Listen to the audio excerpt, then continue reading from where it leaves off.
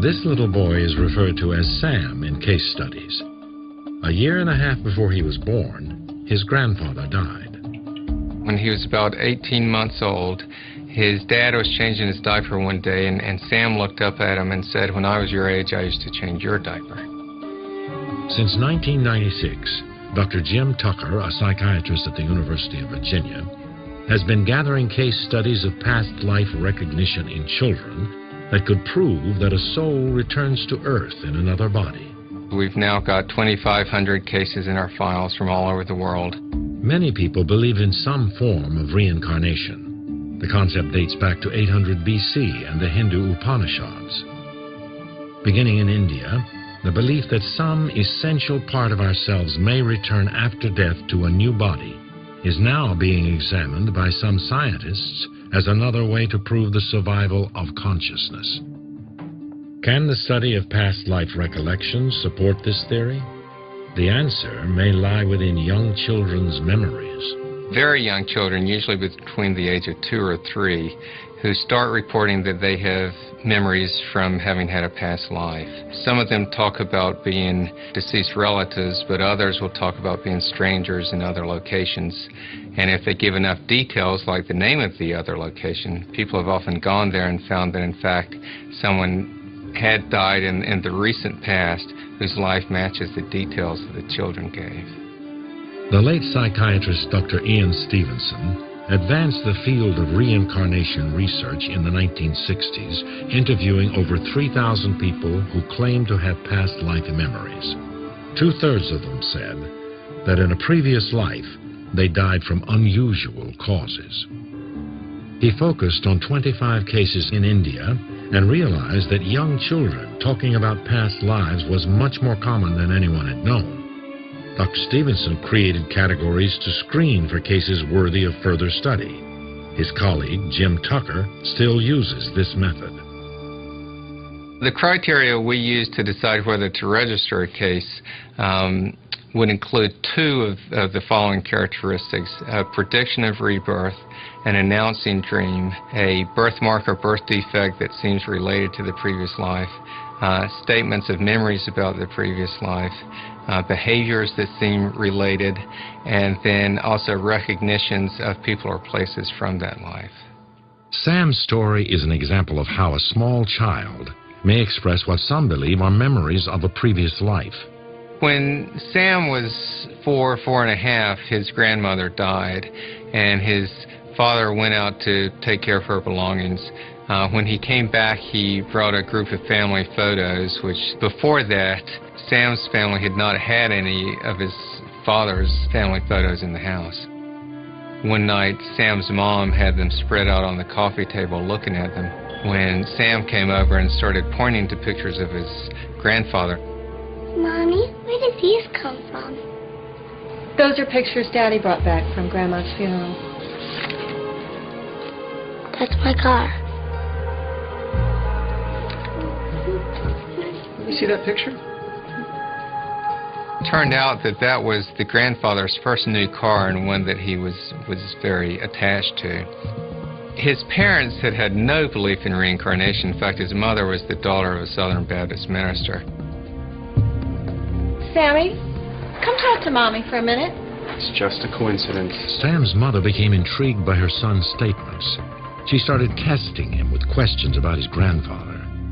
She showed him a class photo of when his grandfather was in grammar school. Sammy, do you recognize anyone in this photo? There I am. No, Sammy, that's your grandpa when he was a boy. No, that's me. When I looked at the picture, even after having looked at the other pictures of his grandfather, I really would not have been able to say with any certainty which boy I thought was the grandfather. And of course, Sam was 4 at the time that he did this. Some children not only remember their past life, but the afterlife as well. About 20% of the children will describe events between the time when the previous person died and when the child was born. Some of them describe basically sort of hanging out either where the previous person lived or where the previous person died. So they may describe their funeral. Then there are other children who talk about going to other realms like heaven, things like that.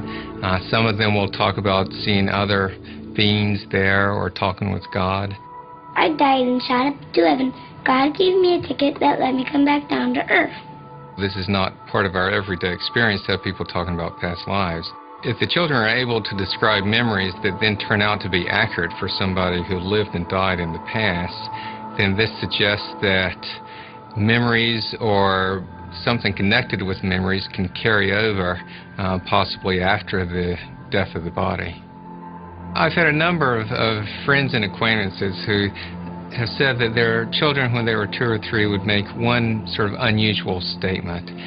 Like there's one woman who said her child said, "In my last life I drove a big truck." This was as they were riding down the road one day. Never said anything else. And, you don't make too much of that. But in these cases, the children don't stop after 1 or 2 statements. When children continue to talk about having had a past life, they may offer more specific details.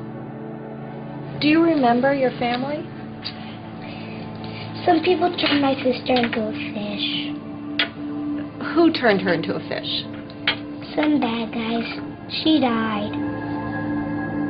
The father had only recently heard about the sister being murdered 60 years before, and then her body had been dumped in the bay. And he felt absolutely certain that the boy had never heard about it. Some people point out what they believe to be flaws in Tucker's studies. How do we know all these things actually happened? That is, the boy said this, he pointed there. I presume these are anecdotes and stories told by the parents, recounted to the author, who then writes them down. We know from research on memory, from research on how much parents influence their children, and the reconstruction of events and how unreliable that is, exactly how that can be distorted. Some people have argued that it's the parents' enthusiasm for a case that makes it stronger than it really is. So one of the things we code for is the parents' initial attitude about a case. And when I looked, I found that, in fact, the initial attitude has no correlation whatsoever with how strong the case ultimately appears to be. Memories aren't the only signs of a former life. In Dr. Tucker's cases, a more rare occurrence is when physical characteristics carry over from one body to another, from one life to the next. In a number of our cases, the child is born with a birthmark or a birth defect that matches a wound, usually a fatal wound, on the body of the previous person. This is something that's fairly common. Most of these are not the usual blemishes that a lot of people have, but they can be quite specific or unusual markings. There's a little boy in Thailand named Chloe. When his grandmother was dying, she expressed a wish to come back as a man. And then when she died, her daughter-in-law took some white paste and ran her finger down the back of the neck of the body. Then Chloe was born a few years later and had this white mark on the back of his neck that looked just like someone running a finger down the back of his neck. Then when he got old enough to talk, he talked about having been his grandmother, said how her rice field belonged to him, and made statements like that. A common practice in several Asian countries involves marking the dying relative with soot or paste. When the soul is reincarnated, the family can recognize its rebirth by this mark. Certainly, I think the birthmarks and birth defects argue that there is something that has carried that trauma with it to another life and then affected the fetus. Of Tucker's 2,500 cases, more than 2,000 of them involved violent or unusual deaths. His data suggest that physical trauma in one life can carry over, that the mind can remember past violence and inflict it on a new body. There's a famous case of a man who relived an event where he was tied up and developed what looked like rope marks on his arm. So there are examples of mental images producing very specific marks on the body. What are the conclusions that Dr. Tucker draws from this intriguing data? I think the best explanation for our strongest cases is that memories, emotions, and even physical traumas sometimes can carry on from one life to another.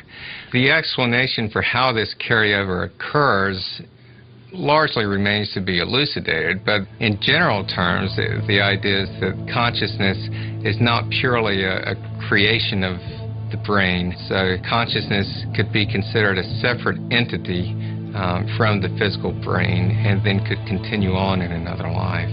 The idea of reincarnation sets up a number of possibilities regarding the existence of the soul. Survivors of clinical death may also provide a glimpse into what happens after death.